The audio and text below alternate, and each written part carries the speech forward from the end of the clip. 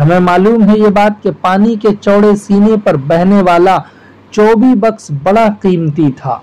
उसमें एक ऐसी जिंदगी बंद थी जो मौत के मुंह से बचकर आई थी।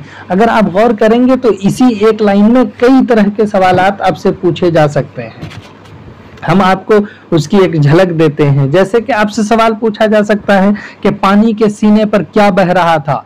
ऑप्शन ऐसे हो सकता है 24 बक्स, किश्तियां, रोटी, कलमों, किताब। हम आपको इन सारे ऑब्जेक्टिव्स जो हम यहाँ पर बता रहे हैं वो सब हम आपके सामने पेश करेंगे। सिर्फ आप यहाँ पर ध्यान दीजिए कि किस तरह से आपसे पूछा जाएगा 24 बक्स कहाँ बह रहा था, पानी। अस्सलामु अलैकुम नाज़रीन व सामाईन, आपका हमारे ATR उर्दू चैनल में खैर मकदम और इस्तकबाल है। आज हम आपके सामने बहुत इम्पॉर्टेंट अफसाना लेकर हाजिर हुए हैं, जिस अफसाने का उन्वान आपको दिख रहा है, आसमान से गिरती रोटियां। यानी ये अफसाना आपके सिलेबस में शामिल है, JTMA CCE के सिलेबस में। यानी झारखंड आचार्य एग्जाम की अगर आप तैयारी कर रहे हैं तो इस अफसाने को आपको पढ़ना ही चाहिए। इस अफसाने से रिलेटेड जितनी बातें हैं आज वो हम पढ़ेंगे, इससे किस तरह के सवालात होंगे वो सब जानेंगे। जानने के लिए इस अफसाने की क़िरात बहुत ज़रूरी है। सबसे पहले चंद बातें हम आपको यहाँ पर बता दें। इस अफसाने के मुताल्लिक आसमान से गिरती रोटियां, ये उर्दू का बहुत ही अहम अफसाना है। इसके खालिक यानी इसके लिखने वाले मंजर काज़मी हैं। जो अफसाना पढ़ने वाले हैं आप, वो अफसाना लक्ष्मण रेखा में शामिल है। ये एक अफसाना भी है और इसी नाम से अफसानवी मजमुआ मंजर काज़मी का है। मंजर काज़मी ने इसमें कई अफसाने शामिल किए हैं और वो अफसाना आप देखेंगे तो यहाँ पर एक नज़र उस पर डाल लीजिए आप। किताब का नाम लक्ष्मण रेखा है। इस किताब का मौजू क्या है? उर्दू अफसानों का मजमुआ, यानी इसमें उर्दू के अफसाने शामिल किए गए हैं। इसके मुसन्निफ हैं मंजर काज़मी। मंजर काज़मी की पैदाइश हुई है 1940 ईस्वी को। कहाँ पर? मकाम अरई, दरभंगा, बिहार में ये पूछा जाता है तो इसको याद रखना है। उनकी तालीम MA PhD है। इसी तरह से उनका ताल्लुक किस पेशे से है तो दरस व तदरीस से, यानी आप टीचिंग से जुड़े हुए थे। अब इस अफसाने की इशाअत, यानी ये अफसाना पब्लिश कब हुआ है तो पब्लिश हुआ है 1991 ईस्वी में। यानी ये अफसाना जो आप यहाँ पर पढ़ेंगे तो वो उस अफसाना शामिल है लक्ष्मण रेखा में। और लक्ष्मण रेखा जो किताब है ये 1991 ईस्वी में शाये हुई है। ये अफसानवी मजमुआ शामिल किया यानी शाये किया है किसने? खुद मंजर काज़मी ने। किताब का अब यहाँ पर देख लेंगे कि आप इंतिसाब भी उन्होंने किया है। तो इंतिसाब उन्होंने अपने वालिद मुहतरम जनाब मोहम्मद काजिम हुसैन के नाम किया है और बहुत लंबी बातें भी उन्होंने कही हैं इंतिसाब करते हुए। कहा शबे तारीख में जुगनू था, मशाल था, वो मेरे जख्म का मरहम था, वो मेरे दर्द का दरमा, कड़े औकात में साबिर, बहुत शाकिर, अजीज़ों का बुजुर्ग, मुहतरम था वो, बुजुर्गों का अजीज अज़जां, मनो मट्टी के नीचे सो रहा है मगर उसकी दुआएं अब भी जिंदा हैं। उन्हीं के फजल से मेरे चमन के फूल रोशन हैं, उम्मीदें जगमगाती हैं। तो ये बात कही है और इंतिसाब अपने वालिद की तरफ किया है।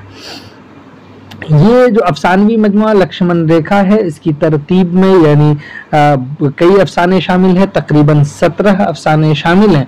तो वो अफसाने कौन कौन से हैं? जैसे कि सियाह गिलाफ और काले जर्नेल, इसी तरह से आसमान से गिरती रोटियां, एक कजलाई हुई शाम, इसी तरह से लक्ष्मण रेखा, कांटों का ताज, उसके बाद है 100 गज पर दफन एक कहानी, इसी तरह से एक पुरानी शाख से लिपटा हुआ आदमी, तोते बोलते हैं, अनाउंसमेंट।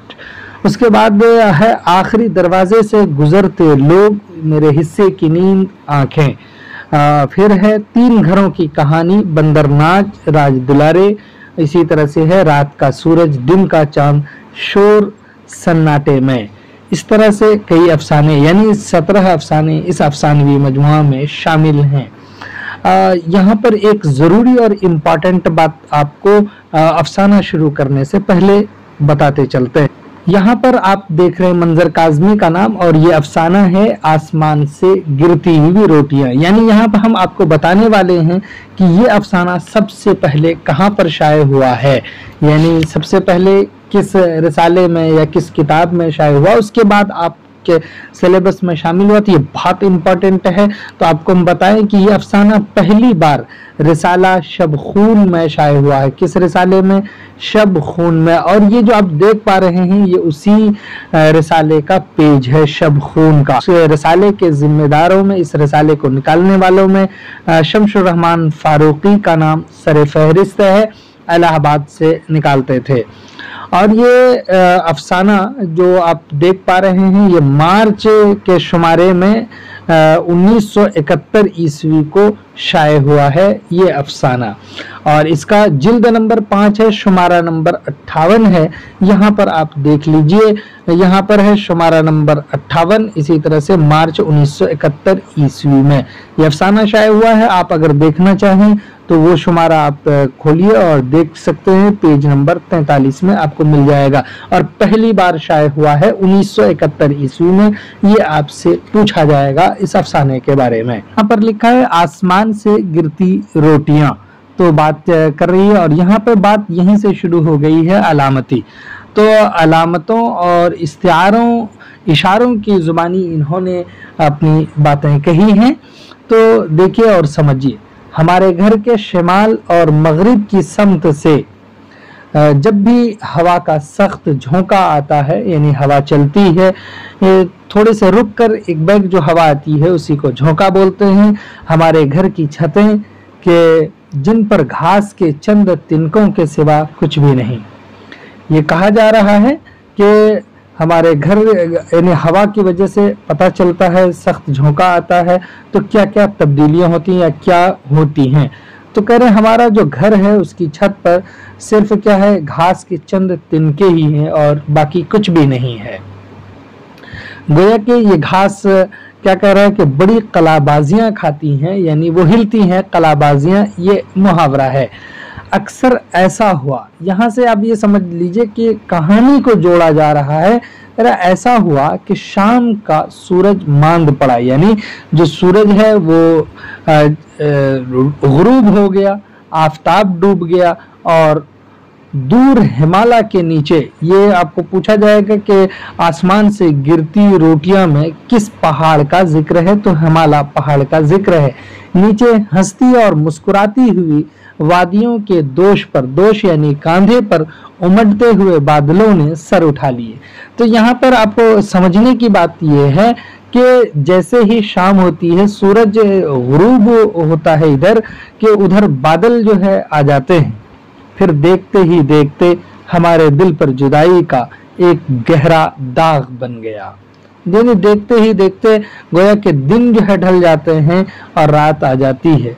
घर के बच्चों की अजानें बेसूद यानी बेनफा चली जाती, बेफायदा और बेकार चली जाती हैं, और बुजुर्गों की दुआएं बेकार।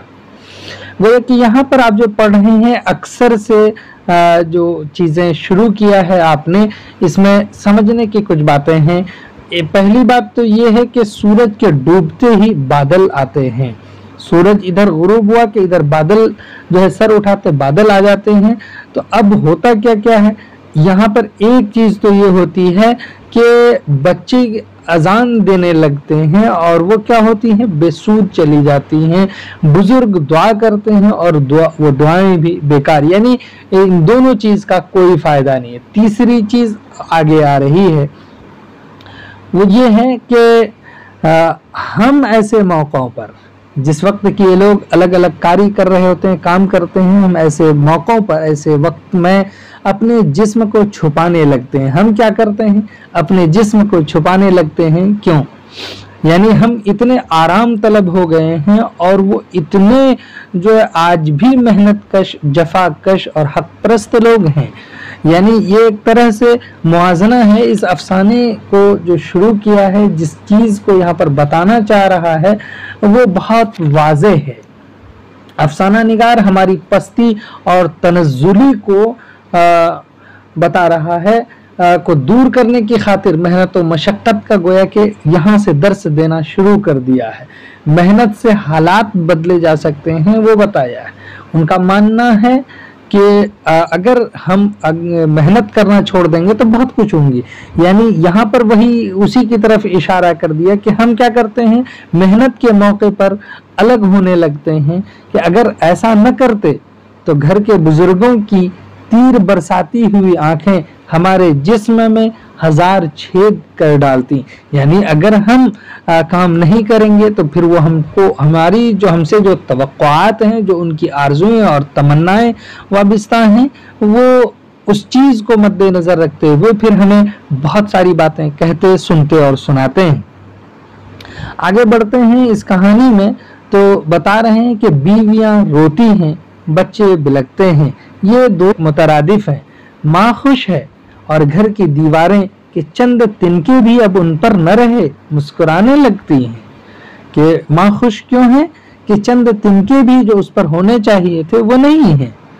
تو آپ سے یہ سوال پوچھا جائے گا کہ گھر کی دیواروں کے چند تنکے نہ رہنے کی وجہ سے ماں پر کیا اثر پڑتا ہے, یا ماں خوش کیوں ہے اور وہ کیوں مسکرانے لگتی اور کھلی ہوئی دھوپ میں چمکتی ہیں اور آزادی کے گیت گاتی ہیں.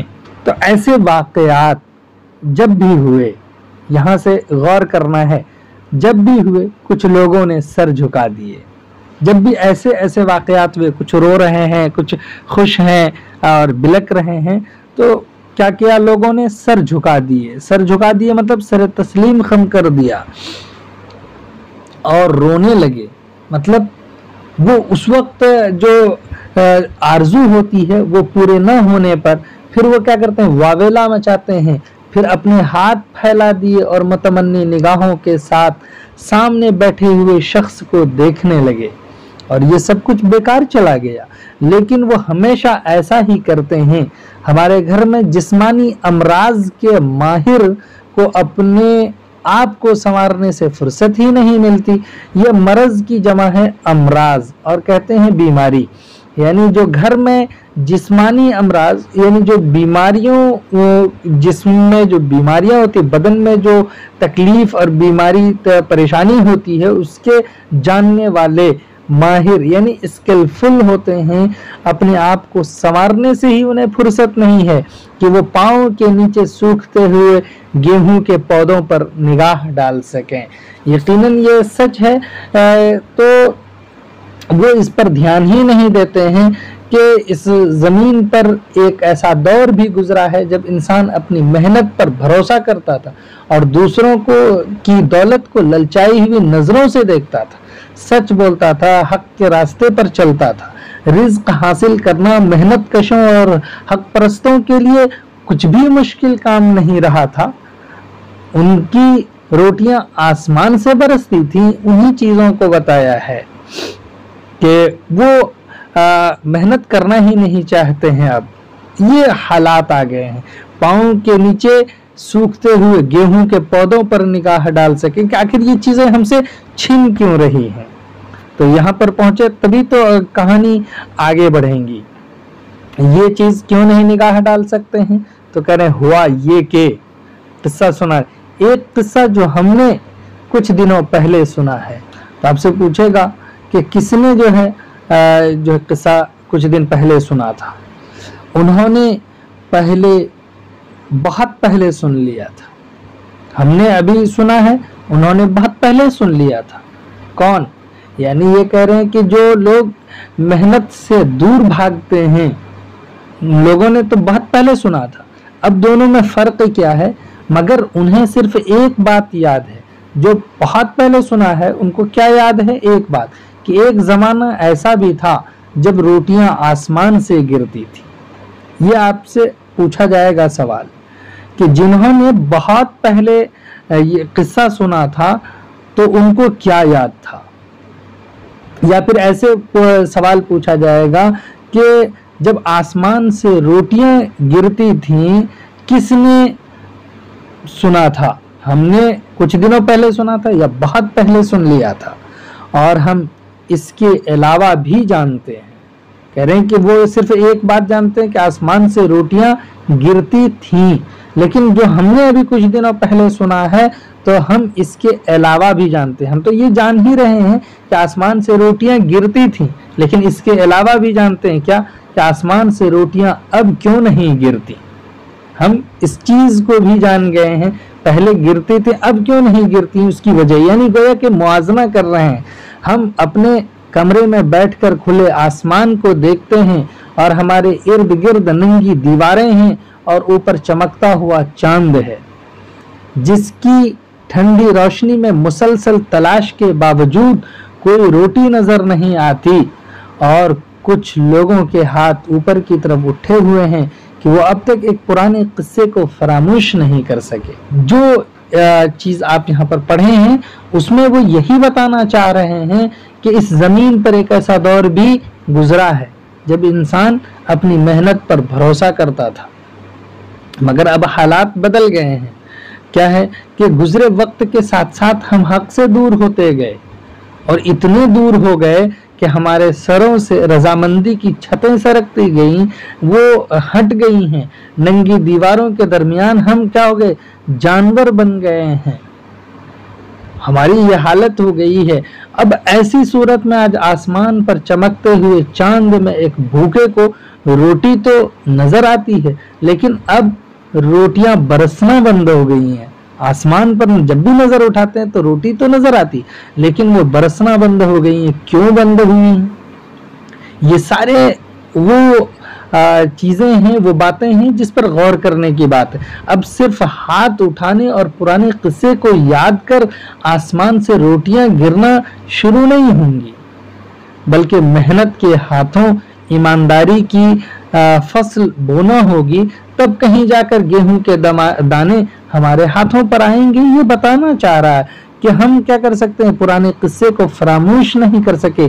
ان چیزوں کو ہم یاد تو رکھ رہے ہیں، تو یاد رکھ رہے ہیں تو ہم کو اس سے کیا کرنا ہے، سبق حاصل کرنا ہے. یہ بات ہمیں معلوم ہے کہ پانی کے، اب یہاں سے بتایا کہ ایسا ہوا تھا تو کیوں ہوا تھا، وہ سارے جو ہے ایک کو دوسرے کڑی سے جوڑ کر کے بتا رہے ہیں. ہمیں معلوم ہے یہ بات کہ پانی کے چوڑے سینے پر بہنے والا چوبی بکس بڑا قیمتی تھا. اس میں ایک ایسی زندگی بند تھی جو موت کے منہ سے بچ کر آئی تھی. اگر آپ غور کریں گے تو اسی ایک لائن میں کئی طرح کے سوالات آپ سے پوچھے جا سکتے ہیں. ہم آپ کو اس کی ایک جھلک دیتے ہیں. جیسے کہ آپ سے سوال پوچھا جا سکتا ہے کہ پانی کے سینے پر کیا بہ رہا تھا. آپشن ایسے ہو سکتا ہے 24 بکس، کشتیاں، روٹی، قلم و کتاب. ہم آپ کو ان سارے آبجیکٹیو سے جو ہم یہاں پر بتا رہے ہیں وہ سب ہم آپ کے سامنے پیش کریں گے. صرف آپ یہاں پر دھیان دیجئے کہ کس طرح سے آپ سے پوچھا جائے گا. 24 بکس کہاں بہ رہا تھا، پانی پر، چربی پر، تیل پر، یا پھر ان میں سے کوئی نہیں، اس طرح کے ہو سکتے ہیں. پانی کے چوڑے سینے پر بہنے والا بکس ... تھا، کیا سستا تھا یا قیمتی یا معمولی یا پھر پرانا تھا، کیا تھا. ایک سوال یہ بھی ہو سکتا ہے کہ 24 بکس میں کیا چیز بند تھی، کیا چیز بند تھی، کپڑے، زندگی، لاش، جانور، کیا اس طرح کی چیزیں ہوں گی. 24 بکس میں بند زندگی جو موت کے منہ سے بچ کر آئی تھی، لیکن اس کی پرورش کس کے ہاتھوں ہوئی. اس طرح کے سوالات. اب دیکھیے پڑھتے جائیے. لیکن اس کی پرورش موت کے ہاتھوں ہوئی اور کچھ دنوں بعد اس زندگی نے موت کا خاتمہ کیا. تو اس طرح سے دیکھیے یہاں پہ آ گیا. تو آپ کا پوچھا جائے گا قیمتی بکس کا نام کیا تھا، پوپی، چاندی، چوبی یا پھر چاپی. اس طرح سے اب یہ سوال بھی ہو سکتا ہے کہ اس زندگی نے موت کا خاتمہ کیا. اس زندگی نے جو ہے موت کا خاتمہ کیا، میں اس زندگی سے اشارہ کس کی طرف ہے یا کس طرف اشارہ کیا ہے. آپ کو دے گا 24 بکس میں بند زندگی کی طرف یا پھر کسی اور کی طرف. اسی طرح سے یہ بھی پوچھا جا سکتا ہے موت کا خاتمہ سے مراد کیا ہے، یعنی کس نے جو ہے کس کو موت جو ہے گردانا ہے. موت کا خاتمہ جو کہا ہے تو کس کو گردانا ہے، کیونکہ بات یہاں پر شروع سے چل رہی ہے کہ اس میں زندگی بند تھی جو موت کے منہ سے بچ کر آئی تھی. یعنی موت کے منہ سے بچ جانا جو ہے محاورہ ہے، اور پھر اس کی پرورش کس کے، موت کے ہاتھوں ہوئی. تو وہی کہہ رہے ہیں کہ پھر اس کو جو ہے اس موت کو اس زندگی نے مارا ہے. تو جب اس موت کو اس زندگی نے مارا تو وہی پوچھا کہ اس سے مراد کیا ہے اس موت کے خاتمہ سے. اب یہ بات عام ہو چکی ہے کہ ہم میں سے بہت سارے لوگ اپنی موت کی پرورش خود اپنے ہاتھوں کیا کرتے ہیں. اپنی موت کی پرورش خود اپنے ہاتھوں کرتے ہیں. یعنی یہاں پر آپ کو اشارہ کر دیا موسیٰ علیہ السلام کی طرف اور فرعون کی طرف، کیونکہ آپ یہ جان ہی چکے ہیں کہ اس میں جو چیزیں پیش کی گئی ہیں، جو ماجرا ہے وہ بہت زبردست ہے. یعنی اسلامی واقعات بطور خاص حضرت یوسف، حضرت موسیٰ اور فرعون کی کہانی کو علامتی انداز میں پیش کرنے کے لیے یہ افسانہ مشہور ہے. تو اسی کی طرف اشارہ کر دیا کہ دیکھ لیجئے کہ اپنے ہاتھوں سے، یعنی حضرت موسیٰ علیہ السلام کی پرورش کون کر رہا تھا؟ فرعون کر رہا. تو کہہ رہا کہ اپنی موت کی پرورش خود اپنے ہاتھوں سے کیا کرتے ہیں، اور سب کچھ لٹا دینے کے بعد اپنی نگاہیں آسمان کی طرف اٹھا لیتے ہیں. اپنے چاروں طرف پھیلے ہوئے اندھیروں کی انہیں کوئی خبر نہیں ہوتی. ان کا صرف ایک کام رہ گیا ہے کہ ان کی آنکھیں کھلے ہوئے آسمان کی وسعتوں میں روٹیاں تلاش کرتی ہیں، اور ان کے پاؤں کے نیچے گیہوں کے پودے سوکھتے رہتے ہیں. تو جتنی باتیں ابھی ہم نے آپ سے کہی ہیں وہ سب یہاں پر پیش ہوا ہے. اس طرح سے کچھ سوالات بھی آپ کے سامنے آئے. دیکھیے کہ یہ سچ ہے کہ بہت دنوں پہلے ایک شہر میں، یاد رکھیے گا یہاں سے یہ ایک شہر کی بات کر رہے ہیں، بہت بڑا بازار لگا تھا. کیا کہا کہ بہت دنوں پہلے ایک شہر میں بہت بڑا بازار لگا تھا. اس دن سورج کی تپتی ہوئی دھوپ میں زمین کا ایک چاند فروخت ہو رہا تھا. زمین کا ایک چاند فروخت کہاں پر ہو رہا تھا؟ بازار میں. دیکھ لیجئے آپ کے سامنے ہم کچھ سوالات پیش کرتے ہیں، جیسے کہ سوال ایسے ہو سکتا ہے کہ بازار کہاں لگا تھا؟ اس طرح سے تو شہر میں لگا تھا. تو آپ کو پھر اس طرح سے پوچھا جا سکتا ہے شہر کے بہت بڑے بازار میں کیا فروخت ہو رہا تھا؟ زمین کا ایک چاند فروخت ہو رہا تھا. اس طرح سے بھی آپ سے پوچھا جا سکتا ہے سورج کی تپتی ہوئی دھوپ میں زمین کا چاند کہاں فروخت ہو رہا تھا؟ تو بازار میں، شاہراہ میں، یا پھر کہیں اور. اس طرح سے بھی سوال ہو سکتا ہے زمین کا چاند سے مراد کون ہے؟ تو زمین کا جو چاند ہے اس سے مراد حضرت یوسف علیہ السلام ہیں. اور ایک شہر میں جو بازار لگا ہے اس شہر سے مراد کون ہے؟ تو مصر شہر ہے، اور مصر کا بازار یہاں مراد ہے. یہ علامتی اور اشاراتی افسانے ہیں. اسی طرح سے آپ سے ایک سوال جو ہے اسی میں سے الگ انداز سے الگ الگ صرف الفاظ کو ادھر سے ادھر کر کے پوچھ سکتا ہے. اب یہاں پر کہہ رہا ہے کہ زمین کا ایک چاند فروخت ہو رہا تھا. اب اس چاند کے بارے میں اسی چاند نے آگے چل کر سورج کی جھلسا دینے والی تمام گرمیاں ختم کر ڈالی، اور تب بہت دور سے دیکھنے والی دو اندھی آنکھوں والے. اب یہاں پر پوچھ لے گا دو اندھی آنکھوں والے ایک شخص سے کیا مراد ہے؟ کو بڑا سکون ملا. تو اس سے مراد حضرت یعقوب علیہ السلام ہیں.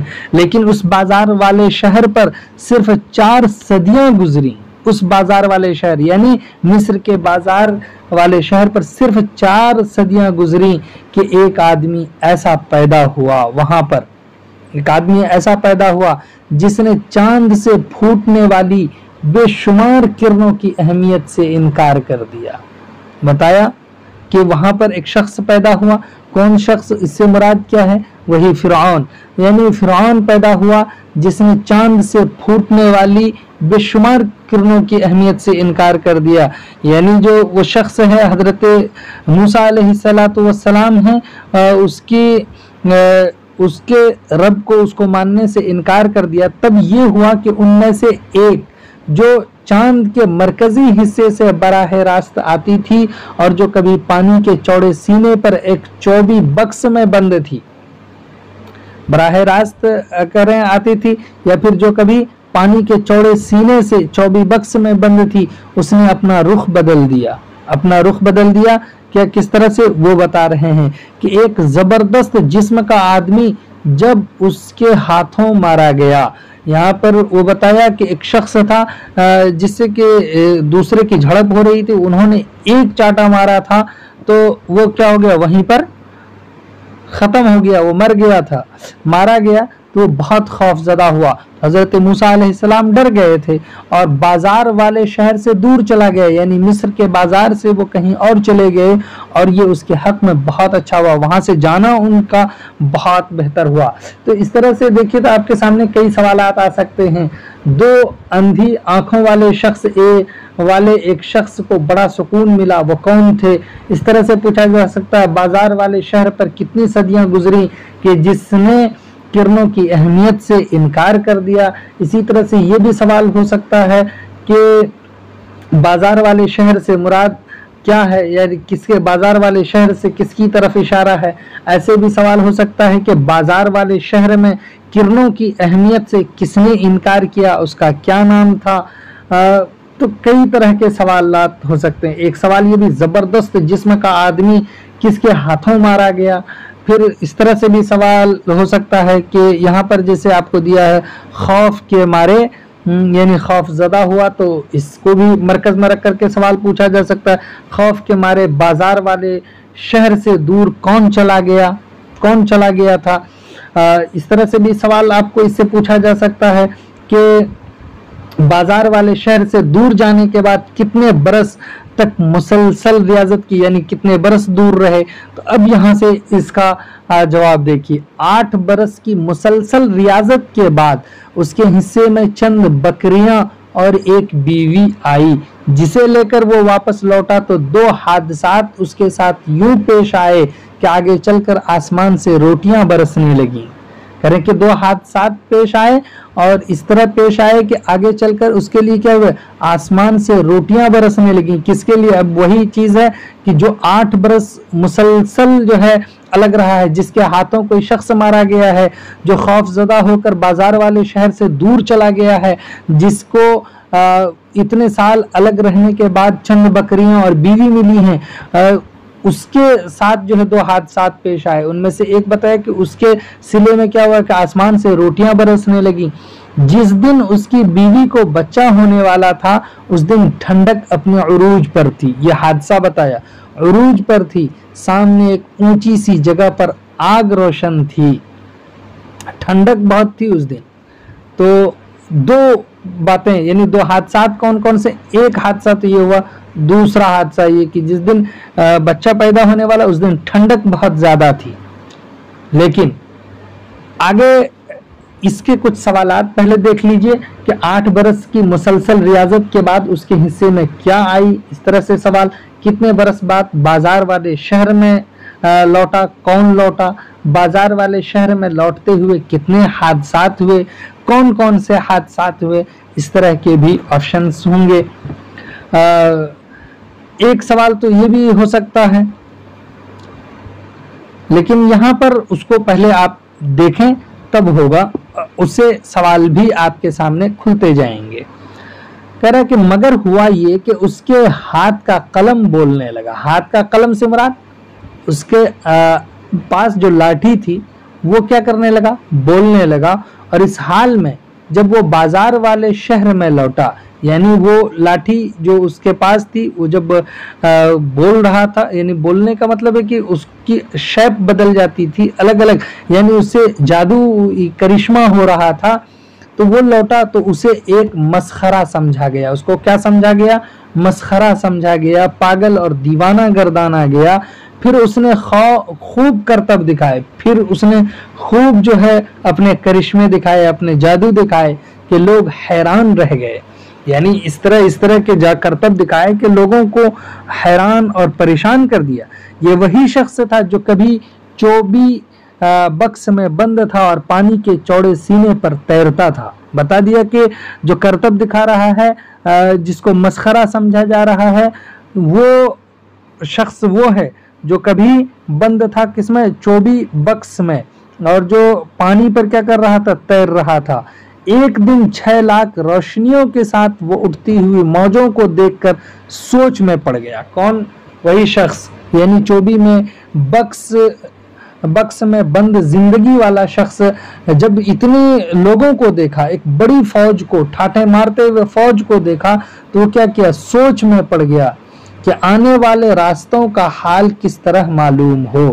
یعنی جو اس کے سامنے دریا تھا یعنی دریائے نیل، تو اس کے بارے میں کہہ رہا ہے کہ وہ وہاں سے نکلے تو کیسے نکلے، پیچھے لاؤ لشکر ہے اور سامنے سمندر ہے، تو اس کے ہاتھ میں بولتے ہوئے قلم، جو لاٹھی ہے اس کے ہاتھ میں، تب اس کی رہبری کی. آپ سے پوچھا جائے گا کہ بولتے ہوئے قلم نے اس کی کیسی رہبری کی، یا پھر یہ آپ کو پوچھ سکتا ہے کہ جب پیچھے فوج تھا، لاکھوں کی تعداد میں فوج اور آگے سمندر، تو اس کی رہبری کس نے کی، اور پانی کا چوڑا سینہ درمیان سے پھٹ پڑا.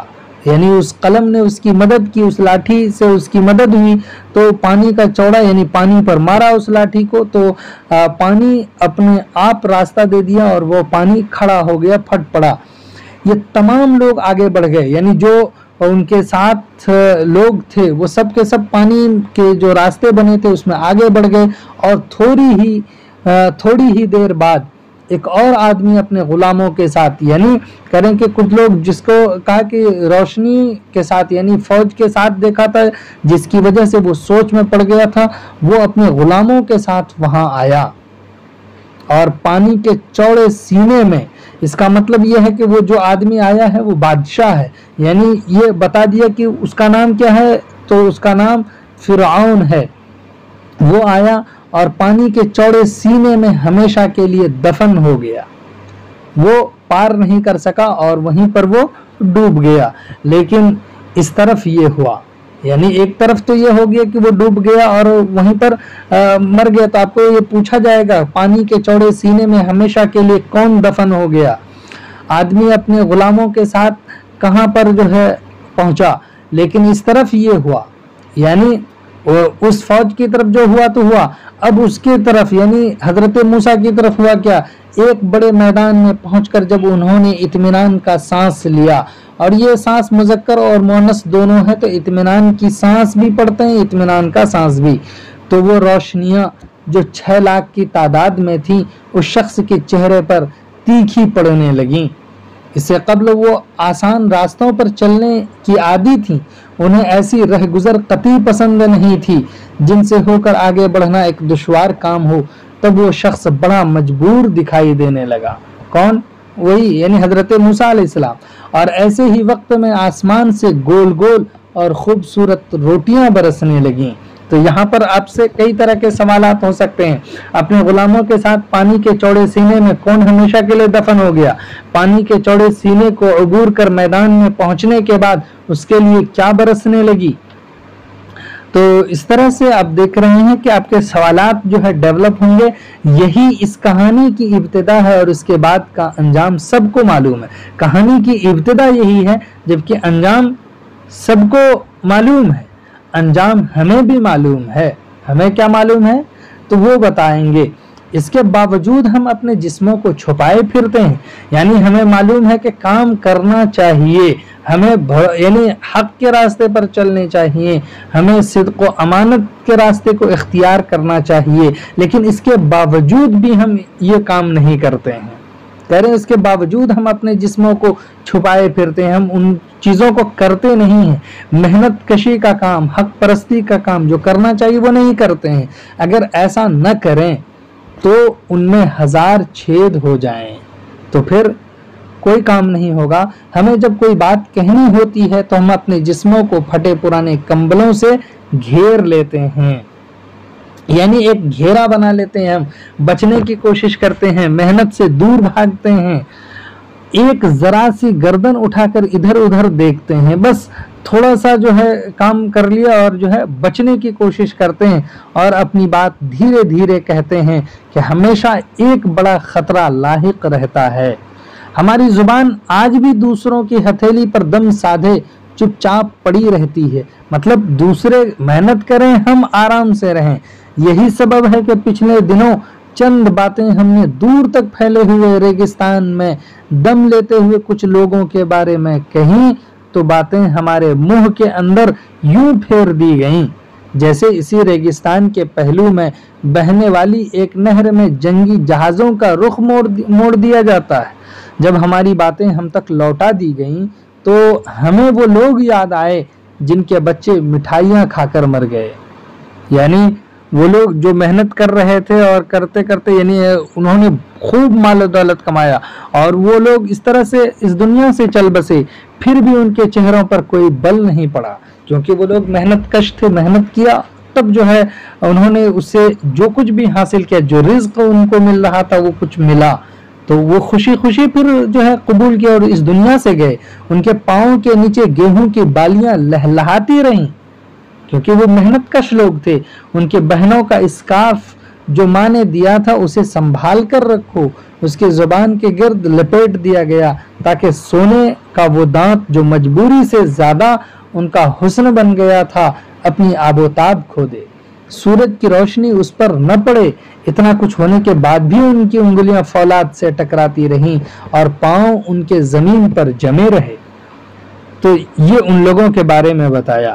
اس شہر کی کہانی جس کے بازار میں کبھی ایک چاند فروخت ہوا تھا، اس شہر کی کہانی پھر کہہ رہے ہیں کہ جو بازار میں فروخت ہوا تھا بہت پرانی ہو چکی ہے. پھر ہم میں سے کچھ لوگ اوپر آسمان کی وسعتوں میں کیا ڈھونڈتے ہیں؟ سوال قائم کر دیا کہ یہ تو واقعہ بہت پرانا ہو چکا ہے، پھر بھی ہم آسمان کی طرف دیکھ رہے ہیں اور آسمان کے ایک کنارے سے دوسرے کنارے دیکھ جاتے ہیں، اس میں ہم کیا تلاش کرتے ہیں؟ ڈھونڈنے والا تو ایک ایسا بھی ہوا کہ وہ اوپر چلا گیا اور چاند پر بیٹھی ہوئی بڑھیا کو نیچے اتار لایا. وہ بڑھیا اب ایک سے ایک قصے سناتی ہے. ہم بہت خوش ہیں کہ اس نے ہمیں اپنے پرانے رشتوں سے ملا دیا ہے، لیکن کچھ لوگ اس کو پاگل اور خبتی سمجھتے ہیں. دراصل یہ لوگ اس کی پوری بات سنتے ہی نہیں. یہ ایک بہت پرانے قصے پر سر دھنتے رہتے ہیں، یعنی بس تھے تو وہ آبا ہی تمہارے، ہم انہی کی جو ہے رٹ لگائے رہتے ہیں کہ انہوں نے یہ کارنامے انجام دیے، ایسا کر لیا ویسا کر لیا، ان کے پاس یہ چیزیں آتی تھیں ایسے آتی تھی. یعنی ہم پرانی باتوں کو دہراتے ہیں اور خوش ہوتے ہیں. انہیں فرصت ہی نہیں ملتی تھی، ورنہ ایسا کیوں ہوتا کہ ان کے پاؤں کے نیچے بہاریں دم توڑ دیتی. آج ہم ہیں کہ کام کرنے کو تیار نہیں ہوتے. گویا کہ بہت گہری چوٹ اس افسانے کے ذریعے سے آج کے نوجوانوں کو، آج کی پیڑھیوں کو دی جا رہی ہیں. بہت دنوں کے بعد ہم آج اپنے گھر لوٹے ہیں. یعنی اس واقعے کو سننے کے اور سمجھنے کے بعد کہا کہ بہت دنوں کے بعد گویا کہ ہم اس بات کو سمجھ پائے ہیں اور پھر ہم بھی ایک طرح سے کمر باندھے ہوئے چلنے کو تیار ہوئے ہیں. شمال اور مغرب کی سمت بہت خطرناک ہوا چلی ہے. دور ہمالہ کے نیچے ہنستی اور مسکراتی ہوئی وادیوں کے سر پر بادلوں کا سمندر بے چین ہے. ہمارے گھر کا ایک چراغ وقت سے پہلے بجھ گیا ہے. لوگ بہت اداس ہیں. تھوڑی دیر بعد ہوا کا سخت جھونکا آئے گا اور گھر کی دیواریں آزادی کے گیت شروع کر دیں گی. اس سے پہلے کہ ایسا ہو جائے، یعنی کہہ رہے کہ ایسا ہو اس سے پہلے، یعنی مصیبت کے آنے سے پہلے اس کے لیے ہمیں تیار ہونا چاہیے کہ ہم اپنی ایک بات لوگوں کے سامنے رکھنا چاہتے ہیں. ہم نے اپنے جسم کو پھٹے پرانے کمبلوں سے گھیر لیا ہے اور ادھر ادھر نگاہ دوڑائی تو دیکھا کہ جسمانی امراض کے ایک ماہر سامنے بیٹھے ہیں اور نگاہیں ان کی آسمان کی طرف لگی ہیں. وہ غالباً روٹیوں کا رقص دیکھنے میں مصروف ہیں. رقص کہتے ہیں ڈانس کو، ناچ کو. حالانکہ گیہوں کی فصلیں ان کے قدموں کے نیچے دم توڑ رہی ہیں. بہت سنبھل کر اور ڈرتے ڈرتے ہم نے کہا کہ ہمیں ایک ایسے آدمی کی تلاش ہے جس کی 8 برسوں کی مسلسل ریاضت کا پھل ایک بیوی اور چند بکریاں ہوں. تو ایسا ہوا کہ نگاہوں کے تیر ہم پر برسنے لگے. کہا کہ یہ کیا آخر تم پاگل پنے کی بات کر رہے ہو؟ ہم نے پھٹے پرانے کمبلوں کو اپنے جسم پر اور بھی سخت کر دیا. اسی دوران ہوا کا سخت جھونکا آیا اور اپنا کام کر گیا. دیواریں آزادی کے گیت گانے لگیں. اپنے وقت سے پہلے بجھنے والے چراغ کے غم میں لوگ ابھی تک ماتم کر رہے ہیں. ہم اپنی جگہ سے اٹھ گئے ہیں اور ننگی دیواروں کے نیچے بیٹھے ہوئے اپنا اعتماد خود حاصل کر رہے ہیں کہ اب آسمان سے روٹیاں نہیں گریں گی. تو یہاں پر یہ صاف واضح پیغام ہے کہ اب روٹیاں نہیں برسیں گی. گویا کہ آپ کو اب محنت کرنی پڑے گی.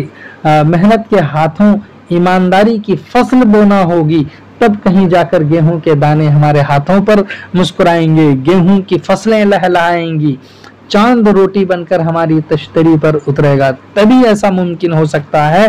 तो ये बेहतरीन अफसाना जिसके खालिक हैं मंजर काज़मी, उन्होंने लिखा है, उसको आपने पढ़ लिया और समझ भी लिया। बहुत तरह के सवालात हम इस अफसाने से आपको पेश करेंगे और बताएंगे। आप अगर हमारे चैनल पर नए हैं तो सब्सक्राइब कीजिए, लाइक और शेयर ज़रूर कीजिए।